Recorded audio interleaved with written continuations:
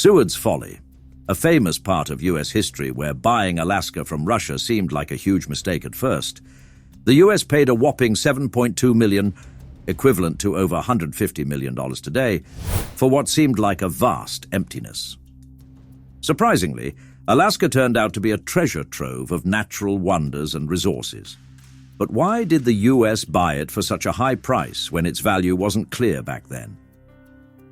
Let's delve into the real reasons behind the US purchasing Alaska from Russia.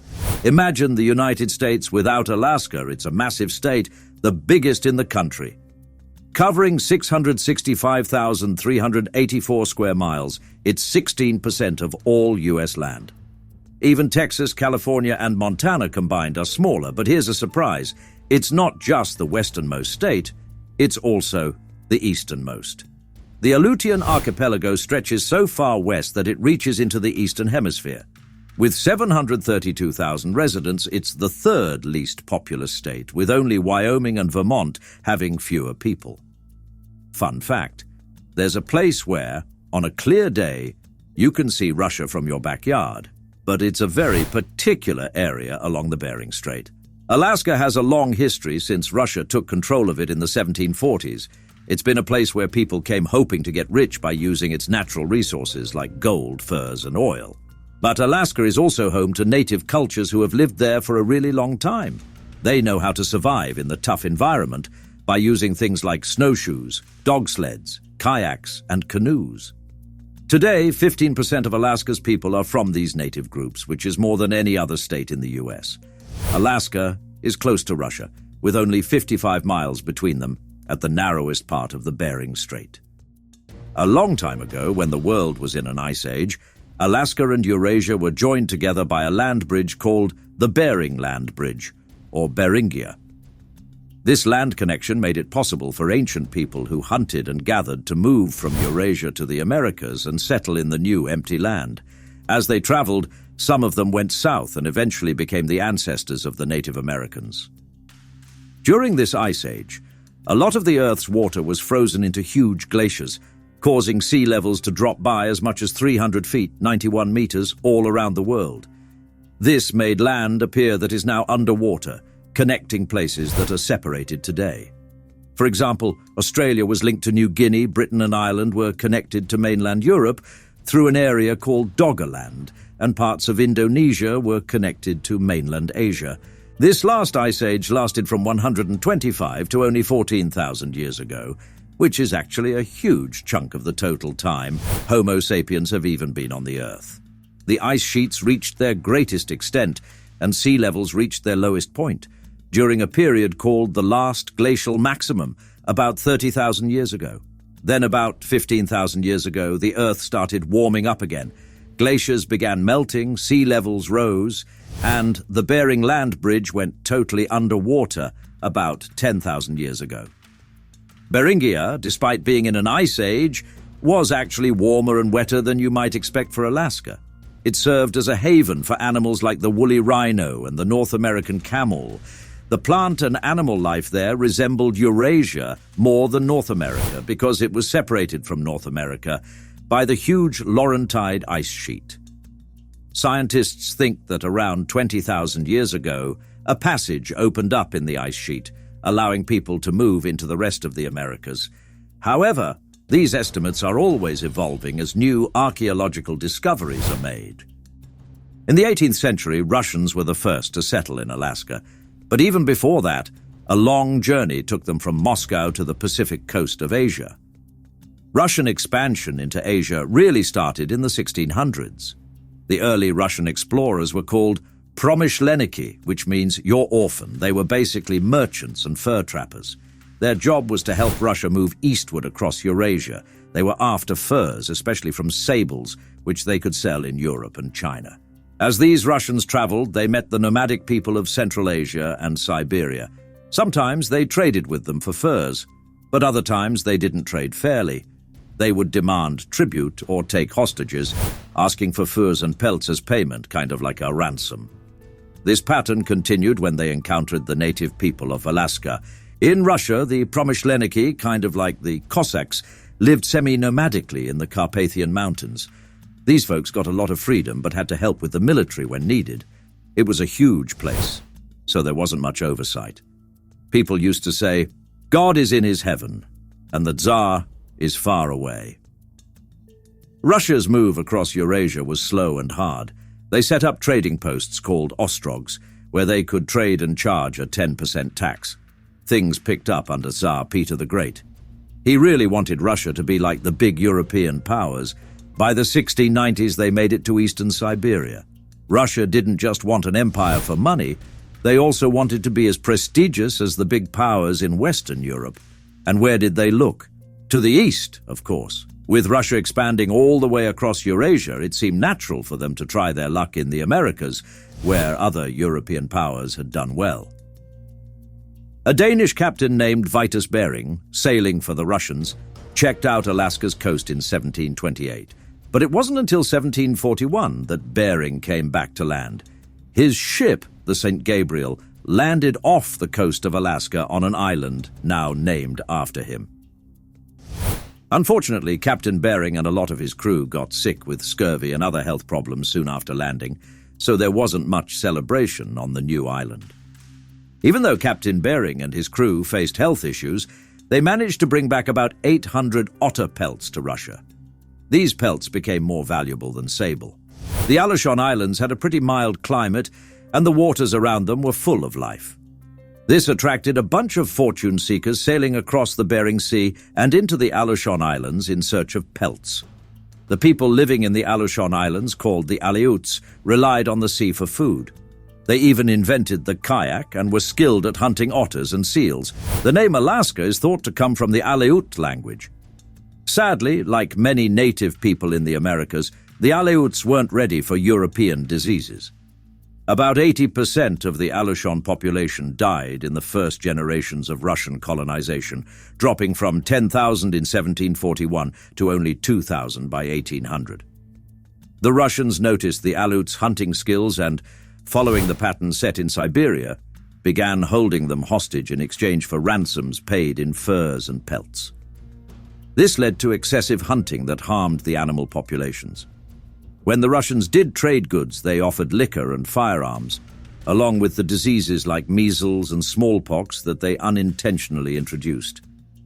Grigory Shelikov, a merchant, saw an opportunity for a trading company similar to the British East India Company.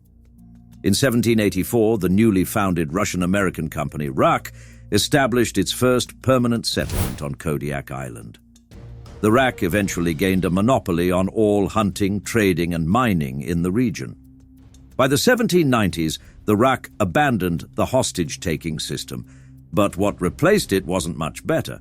Instead of being taken as hostages, all Aleutian men aged 18 to 50 were conscripted to become hunters for the RAK. Company officials were encouraged to marry indigenous women, leading to a significant Creole population with connections to both worlds. Russian America's influence stretched beyond the Aleutian Islands. They built a base on the mainland in 1799, calling it Fort Archangel Michael, located in what we now call Alaska's Panhandle. A few years later, the fort faced an attack by warriors of the Tlingit, known for their iconic decorative arts like totem poles, which are symbols of the American Northwest. The Russian-American company had to pay a ransom for the survivors. The Tlingit held Fort Archangel for over a year until a fleet arrived from Russia, bombarding the Tlingit into submission. This event is known as the Battle of Sitka, named after the indigenous name for the area. Sitka then became the capital of Russian America, complete with its cathedral and a bishop of the Russian Orthodox Church. The RAK aimed to turn the Pacific into a Russian lake. With considerable autonomy, they tried establishing outposts in Northern California and the Sandwich Islands, now known as Hawaii. However, Russian success in Alaska immediately attracted competition. The Spanish, defensive of any settlements on the Pacific coast, responded by expanding northward. They founded missions in San Diego in 1769, Monterey in 1770, and San Francisco in 1776. The Spanish also explored Alaska, creating a port at Valdez, which gained notoriety in 1989 due to the oil spill from the supertanker of the same name, releasing over 10 million gallons of oil into Alaska's Prince William Sound. Even though Russia claimed almost the entire modern state of Alaska, their presence in the interior was limited.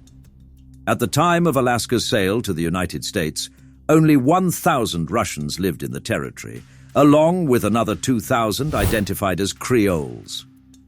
As they didn't venture far inland, the Russians had minimal contact with one of Alaska's native groups, the Athabascans. These people, known for hunting moose and caribou, were the most migratory among Alaska's native populations, following the herds across the vast interior. However, it was another group that would become closely associated with Alaska. Originally known as Eskimos, now preferring the term Inuit, they are relatively recent arrivals in Alaska, settling in the region about 1,000 years ago. Today they span the Arctic from Siberia to Greenland, with the Inupiat in the north and the Yupik in the south. Russian America, distant from Moscow, received a supply ship from the motherland only once every 2 or 3 years. The colony soon relied on trade with other European settlers, especially Americans, who saw the potential wealth swimming off Alaska's shores. Merchants from Boston and New York initiated expeditions to Alaska with the aim of obtaining otter furs. These furs were later transported to Canton, a major Chinese trading post during that era. This marked the beginning of a triangular trade route involving New England, Alaska, and China. In particular, New England merchants showed a keen interest in whaling. They brought back valuable whale oil and baleen, which was utilized in various Victorian household items. Whale oil found applications in lamps, while baleen was woven into baskets and used for crafting fishing lines. The efficiency of whale hunting saw improvements with the introduction of the harpoon gun in the 1860s, although the demand for whale oil faced competition from petroleum following its discovery in 1859. The strategic use of American merchants as intermediaries in accessing Chinese markets was essential for the Russian-American company, RAC. As Russian merchants were prohibited from Chinese ports, and China had little incentive to support its northern neighbor economically.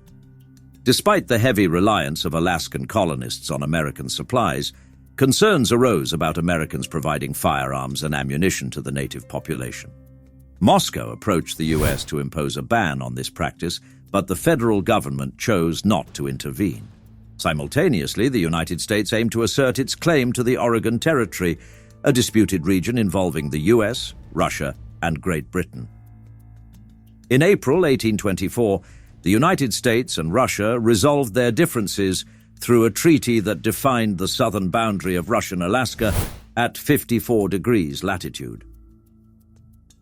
The agreement allowed both nations to engage in trade with the native population, with the exception of alcohol and firearms. However, the balance of power was swiftly shifting in favor of the Americans. By 1844, the U.S. had signed its first commercial treaty with China, followed by a similar agreement with Japan in 1858. The Mexican-American War and the subsequent territorial gains demonstrated America's eagerness for expansion and commitment to upholding the Monroe Doctrine, which aimed to prevent any further European influence in North America. Despite any rivalry between Russia and the United States, their mutual distrust of Great Britain overshadowed these differences. Tsar Nicholas I emphasized this shared apprehension in a statement to the U.S. minister in St. Petersburg, asserting, "Not only are our interests alike, but our enemies are the same." In 1853, the Crimean War erupted, a conflict where Great Britain and France joined forces to protect the Ottoman Empire from a Russian invasion.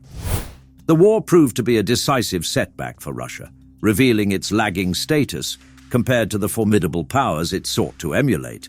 Notably, the Russian soldiers, many of whom were malnourished serfs in subpar physical condition, underscored the nation's weaknesses. Amid the tumult of the Crimean War, Tsar Alexander II ascended to the Russian throne in 1855, emerging as a transformative force in the nation's history. His legacy is indelibly marked by sweeping liberal reforms, chief among them being the emancipation of serfs in 1861. This groundbreaking decree brought an end to the oppressive system of serfdom, signaling a profound shift in Russian societal dynamics. Following the conclusion of the Crimean War in 1856, Russia found itself compelled to shift its focus towards Europe. Previous ventures in North America had yielded meager economic benefits, resulting in diminishing returns on the nation's investments in the region. This strategic redirection marked a pivotal moment in Russia's geopolitical considerations. In the early 1800s, there were a lot of sea otters, about 300,000 in the North Pacific. But by the mid-1800s, their numbers dropped a lot to just a few thousand because people were hunting them too much. Russia, who wasn't doing so well in North America, decided to change its focus to Europe. Alexander II, the leader of Russia, got advice from his brother, Grand Duke Constantine.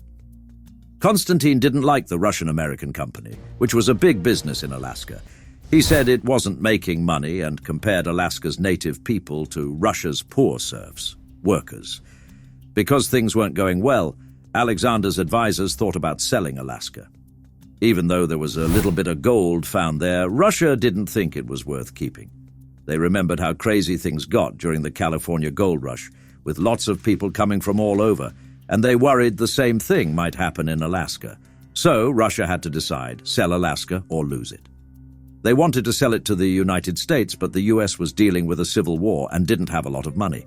Russia definitely didn't want Alaska to become part of British Canada because Britain was their big rival.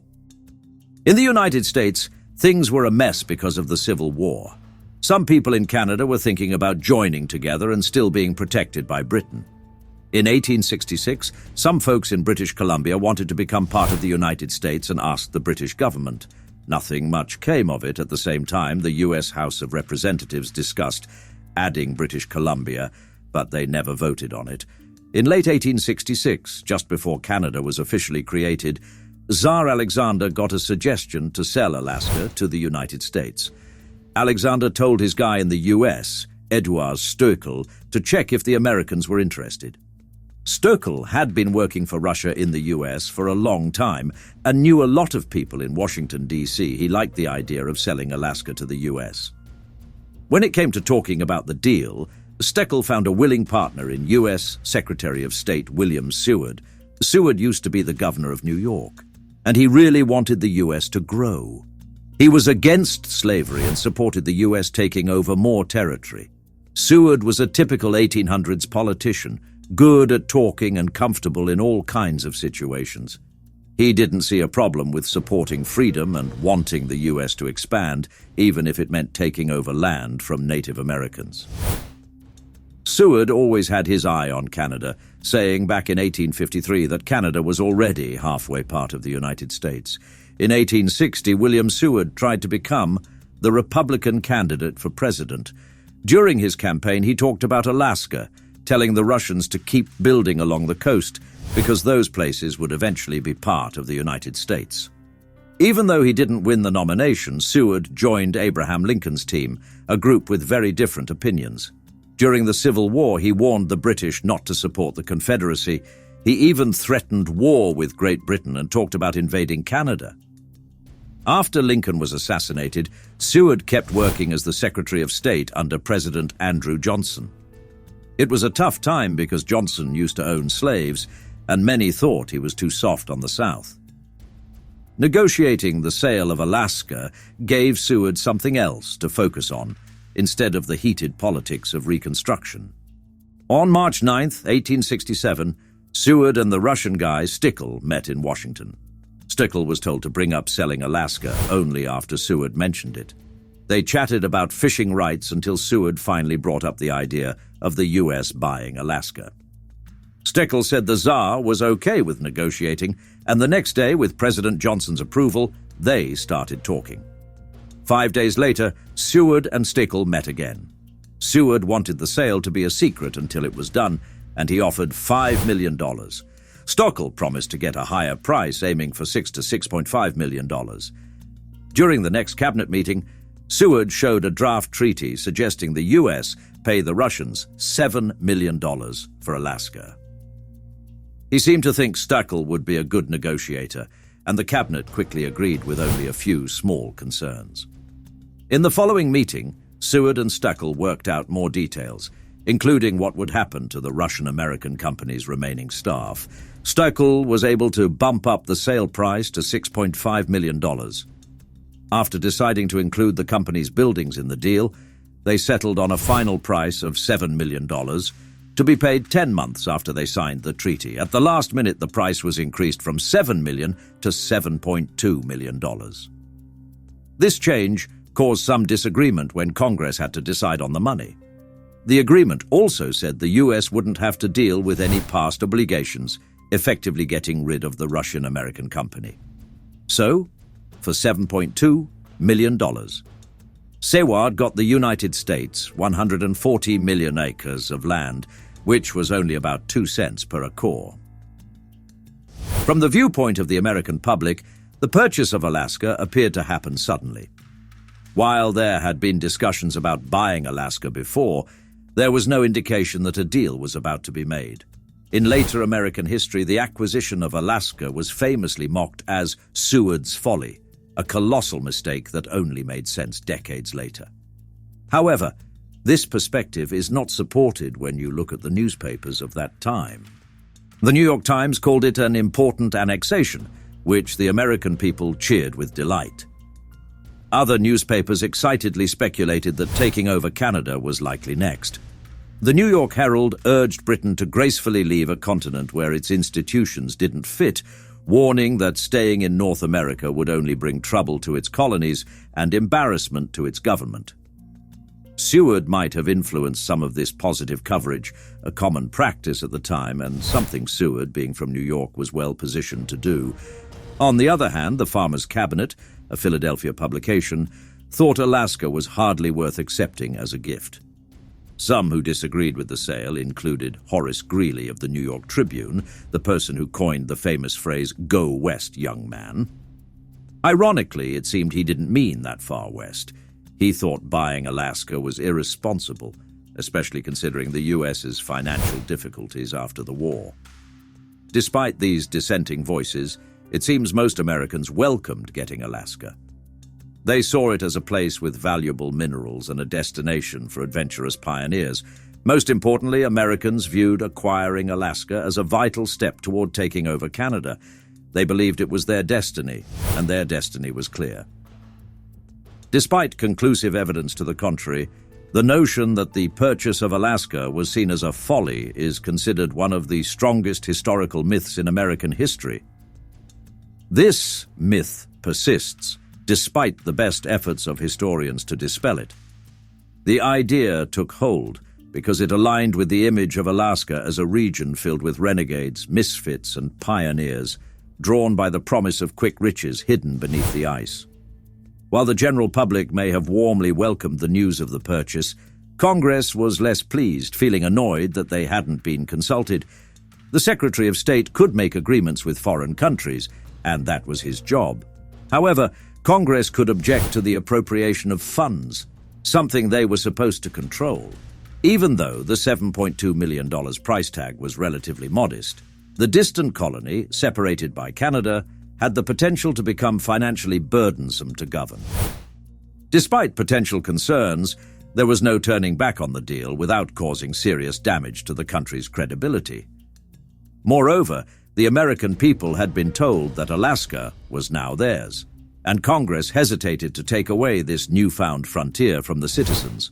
As Congress debated the appropriations bill, Russia anxiously observed the proceedings.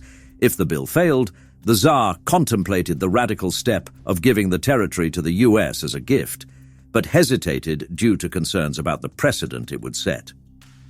Eduard Stoichel, well informed about Washington's pulse, dissuaded President Johnson and Secretary of State Seward from intervening, sensing their unpopularity in Congress could do more harm than good.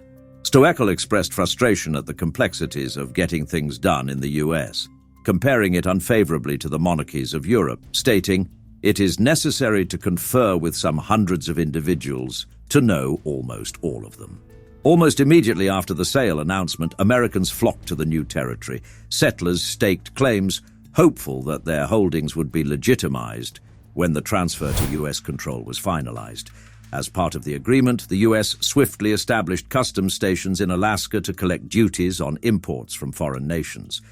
Some Russian citizens stayed in Alaska after the handover, but most returned to Russia, unsettled by the lawlessness accompanying the American occupation. The official transfer occurred on October 18, 1867, a little after 3:00 in the afternoon, attended by about 300 people. The ceremony lacked speeches, featuring only firearm salutes by Russian and American soldiers. During the flag lowering, the Russian flag became entangled in ropes, and to the shock of many, an American soldier used his bayonet to forcefully remove the Russian flag.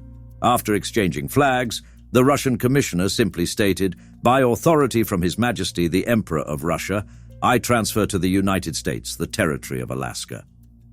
With Alaska now officially under American control, Congress could only debate the wisdom of the purchase. Rejecting appropriation would lead to significant logistical challenges and harm the US's global standing. Nevertheless, some critics questioned how the US justified spending so much money on uncharted territory while struggling to support Civil War veterans and their families. In July 1868, the House of Representatives agreed to provide the money for buying Alaska, with 113 members voting in favor and 43 against. In August, the US sent the money to Russia through London, even though it was technically 3 months late. Surprisingly, no one seemed to be upset about the delay. However, in 1869, after the key figures behind the deal, Seward and Stoeckel, were no longer in office, a new Russian minister named Konstantin Katakazi sent a bill to Hamilton Fish, the new Secretary of State. The bill included interest for the 3 months the payment was overdue and totaled $155,200. Katakazi wasn't explicitly told to ask for this late payment, and when he made the request, it was ignored. This added to the perception of Katakazi as an abrasive fortune seeker. After Congress agreed to the sale, there were accusations of wrongdoing. Banker George Riggs testified that Steckel had instructed him to send a bit over $7 million to London and leave $165,000 in the United States. It seems this remaining money was given to various journalists who had written articles supporting the deal. There were also reports that Seward had boasted about doing favors to make the deal happen. However, bribing journalists for positive coverage was a common practice at the time, so there wasn't much backlash. With Alaska officially under American control, it was put under the Navy's command, led by Major General Henry Halleck. Halleck appointed Jefferson C. Davis to lead Alaska, a man unrelated to the President of the Confederacy, but infamous in his own right. In 1862, Davis had killed another Major General, William Nelson, unrelated to the country music legend, over a perceived insult. Now Davis was given the responsibility of overseeing Alaska, with explicit instructions to be cautious of the indigenous Tlingit, described as warlike and treacherous. Halleck advised Davis to have guns loaded with grape and canister always pointed at their village, ready to destroy them at a moment's notice. For 6 months, Davis and his family lived in the governor's house, alongside Prince Maksutov, the outgoing head of the Russian-American Company. If Maksutov shared any wisdom on maintaining peaceful relations with the natives, Davis didn't seem to pay attention. Instead, Davis's time in charge was marked by violent confrontations, including the kidnapping of tribal leaders and holding them hostage, as well as large-scale massacres of villages. Native Alaskans protested the sale of Alaska, claiming it was illegitimate. However, lacking access to courts of law, they had little recourse to voice their discontent. In July 1869, William Seward, the man who played a key role in acquiring Alaska, visited the territory for the first time. To his dismay, he found the condition of the native people shocking, expressing regret that such a vigorous, energetic, docile, and gentle community could neither be preserved as a distinct social entity nor integrated into American society. Alaska attracted a mobile population of fortune seekers known for vices like drinking, gambling, and violence. The predominantly male population drew in prostitutes, and their cabins became essential to the growing towns. Simultaneously, a temperance movement began, mirroring the national prohibition in the 20th century. However, in Alaska, prohibition only led to the rise of smuggling and the production of dangerously unregulated homemade alcohol known as hooch. In 1880, the first census of Alaska took place, a challenging task considering its vast size and harsh climate. The census revealed a population of 33,000, with nearly all but 430 being indigenous. 1880 also marked the beginning of numerous gold strikes initiated by French-Canadian prospectors, including one named Joe Juneau. Following a familiar pattern, the city of Juneau quickly grew as gold hunters flocked to the area. Nome experienced a gold rush in 1889, followed by Fairbanks in 1902. The population of Alaska doubled from 1890 to 1900, surging from around 30,000 to over 60,000. This period reflected significant changes and challenges in Alaska, with the impact of gold rushes and the evolving social dynamics of a territory on the frontier. In 1896, a significant discovery unfolded as rich gold deposits were unearthed in Rabbit Creek, a tributary of the Klondike River in the Canadian Yukon. The Klondike Gold Rush ensued, leading to the extraction of more than $300 million worth of gold. By 1912, Alaska officially transitioned into a territory with its own legislature, marking a pivotal moment. Notably, women in Alaska gained the right to vote 8 years before the 19th Amendment was nationally passed. In 1915, Anchorage, a city described as having the softest birth of any city on record, emerged.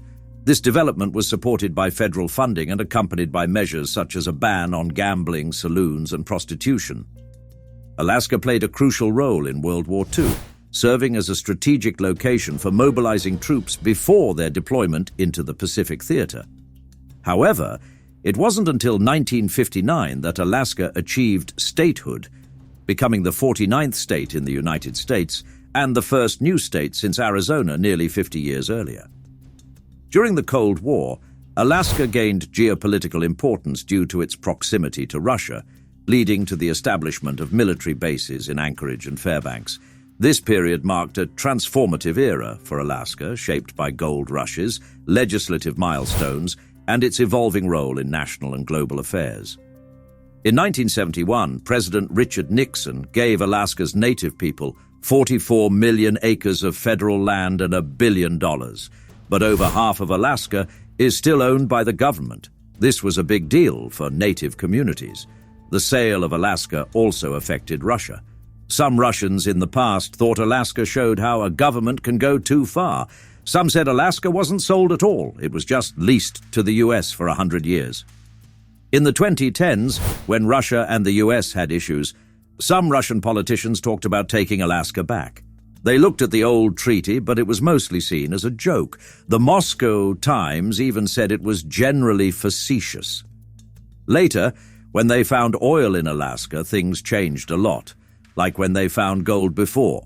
The money from oil, especially with the Trans-Alaska Pipeline, became a big part of Alaska's budget. They decided to put 25% of the money they make from oil into a savings account, and that helps run the state. Alaska is special because it doesn't have a personal income tax or a sales tax, so oil money is very important for the state. People used to think buying Alaska was a mistake, and they called it Seward's Folly. But that idea might just be a story made up by historians looking for an interesting story.